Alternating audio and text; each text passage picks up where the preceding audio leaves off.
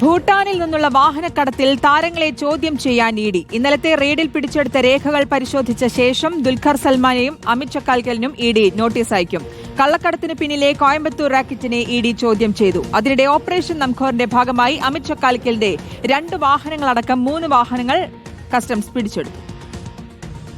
താരങ്ങളായ ദുൽഖർ സൽമാന്റെയും മമ്മൂട്ടിയുടെയും പൃഥ്വിരാജിന്റെയും അമിത് ചക്കാലക്കലിന്റെയും വീടുകളിലടക്കം 17 കേന്ദ്രങ്ങളിലാണ് ഇഡി ഇന്നലെ റെയ്ഡ് നടത്തിയത്. ഇതിൽ വീടുകളിലെ പരിശോധനകൾ തുടരുന്നതിനിടയിൽ ചെന്നൈയിലായിരുന്ന ദുൽഖർ സൽമാനെ കൊച്ചിയിലേക്ക് വിളിച്ചുവരുത്തി ഇഡി വിവരങ്ങൾ തേടിയിരുന്നു. പിന്നാലെയാണ് വിശദമായി ചോദ്യം ചെയ്യാനുള്ള തീരുമാനം. റെയ്ഡിനിടയിൽ പിടിച്ചെടുത്ത വാഹനങ്ങളുടെ രേഖകൾ അടക്കമുള്ള കാര്യങ്ങൾ പരിശോധിച്ച ശേഷം ദുൽഖർ സൽമാനും അമിത് ചക്കാലക്കലിനും നോട്ടീസ് അയക്കും. ഇരുവരുടെയും സാമ്പത്തിക ഇടപാടുകൾ പരിശോധിക്കാനും ഇഡി തീരുമാനിച്ചിട്ടുണ്ട്. ഇതിന്റെ ഭാഗമായി ബാങ്ക് അക്കൌണ്ട് വിവരങ്ങൾ ഹാജരാക്കാനും നിർദ്ദേശം നൽകിയിട്ടുണ്ട്. കള്ളക്കടത്തിന് പിന്നിലെ കോയമ്പത്തൂർ റാക്കറ്റിനെയും ഇഡി ചോദ്യം ചെയ്തിട്ടുണ്ട്. കോയമ്പത്തൂരിലെ ഷൈൻ മോട്ടോഴ്സ് ഉടമകളായ സാദിഖ് ബാഷ, ഇമ്രാൻഖാൻ എന്നിവരെയാണ് ചോദ്യം ചെയ്തത്. ഭൂട്ടാനിൽ നിന്ന് നികുതി വെട്ടിച്ച് 16 വാഹനങ്ങൾ എത്തിച്ചിട്ടുണ്ടെന്നും വാഹനക്കടത്തിന് ഭൂട്ടാൻ മുൻ പട്ടാളം ഓഫീസ് സഹായം ലഭിച്ചിട്ടുണ്ടെന്നും ഇവർ മൊഴി നൽകി. സംഘം കൂടുതൽ വാഹനങ്ങൾ കടത്തിയിട്ടുണ്ടെന്ന നിഗമനത്തിലാണ് ഇഡി. അതിനിടെ ഓപ്പറേഷൻ നംഖോറിന്റെ ഭാഗമായി 3 വാഹനങ്ങൾ കൂടി കസ്റ്റംസ് പിടിച്ചെടുത്തു. അമിത് ചക്കാലക്കലിന്റെ 2 വാഹനങ്ങളും പാലക്കാട് സ്വദേശിയുടെ 1 വാഹനവുമാണ് പിടിച്ചെടുത്തത്.